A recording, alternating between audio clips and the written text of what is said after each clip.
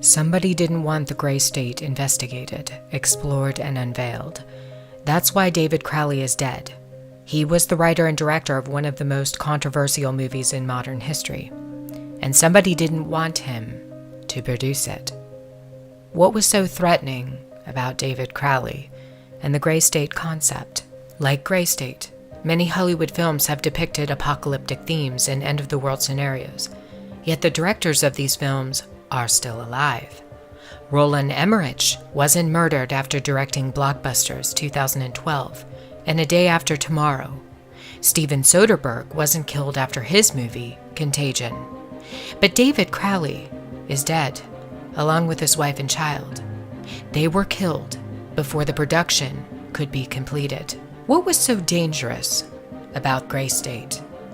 David Crowley claimed that his movie was based on real events, not Hollywood propaganda like you see in movies such as 2012. California is going down! God, you sound like a crazy person. The governor just said we're fine now. The guy's an actor, he's reading a script! So the Gray State is essentially an artistic representation of real aspects put into a fictional format. Once you open your eyes and start looking at all these trends like RFID, like martial law, like FEMA, like executive orders, you have to act within your own capacity to sort of, talk about this. A lot of people filter that into the political realm. A lot of people do other things like grassroots style. I mean, I'm a filmmaker, Danny's an actor. So we put our heads together and we started making a project that would act within our own faculty to portray that in a creative manner. So there's a story here. I have to start telling a story. So I was looking for the next film project to work on anyway. I'm like, well, this would be perfect. And it's not really perfect because you have to kind of filter down all this stuff into a narrative storyline that's not just propaganda telling you what's going to happen next, like 2012 or A Day After Tomorrow. It's got to be a human story, and it's got to be enduring and compelling. The way we're different is we're independent, and we don't expect any participation from any studios just because of its contentious nature. I mean, anyone knows that Hollywood has not approached this topic so directly before. That's what makes Gray State so compelling. It's that different. Definitely the trailer is our best efforts to kind of show this world and expose these very real issues that exist in our world today. David claims that Hollywood has never dealt with topics like RFID, internment camps in America, and detention. Instead, they have produced propaganda in place of real issues. When Hollywood does discuss internment and detention, it's almost always about World War II and the Holocaust.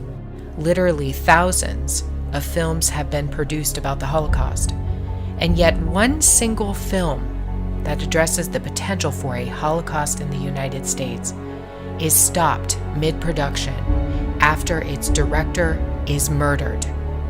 Seems a bit odd, doesn't it? They don't want Americans, Canadians, and other Western countries to know what is coming.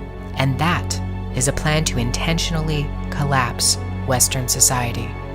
If you don't believe me, read the plan that's been in the books for over a century, planned out by the Illuminati and penned by Albert Pike back in the 1800s, in his 3 World War predictions. Gray State was simply too threatening. It revealed too much, not just the obvious points of what could happen with the collapse of a society, things like martial law, food shortages, and a provisional government. It goes beyond this.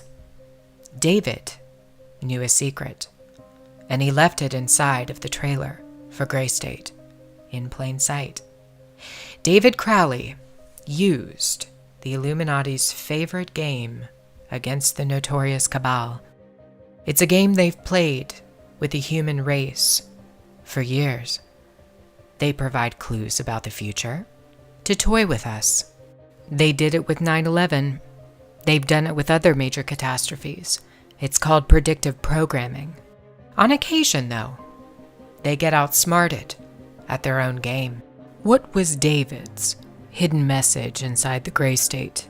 And could it be the reason for his death? Perhaps the scariest part of Gray State's conceptual trailer is this character here, who appears to be operating a guillotine. David Crowley was very intentional in this frame of the movie. He added something that I believe he wanted the people to know about. Who is the identity of this executioner? If you look closely, you will see that this terrifying character is wearing something around his waist.